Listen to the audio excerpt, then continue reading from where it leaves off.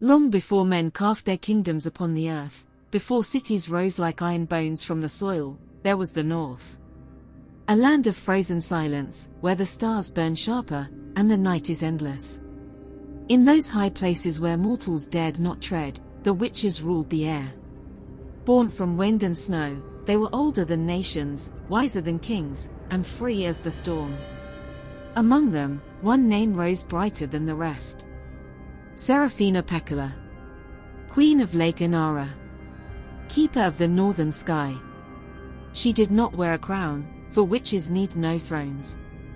Her realm was the wind itself, the unseen paths above the clouds, where mortals cannot follow. She moved like a whisper, her steps light as snowfall. When the moon climbed high, she and her sisters would rise with it, soaring upon the branches of cloud pine, vanishing into the aurora like sparks in the night. To speak of witches is to speak of freedom. They are bound to no man, no wall, no hour. Their lives stretch across centuries like rivers under the ice. They hear the pulse of the earth, the sigh of the forests, the deep breath of winter. Their diamonds, born from their souls, fly beside them, wild and unbound. For Serafina, it was Kaiser, the snow goose, who carried her voice through the cold skies. But do not mistake silence for weakness.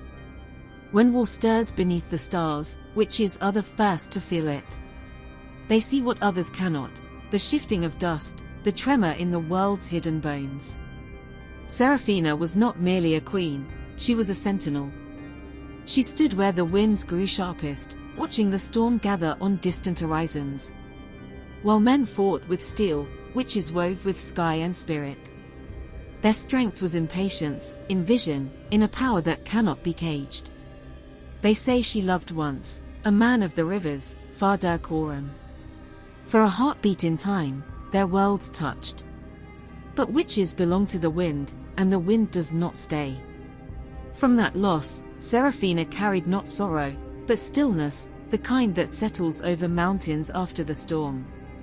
In the great struggle between the magisterium and the free worlds, her voice was a beacon.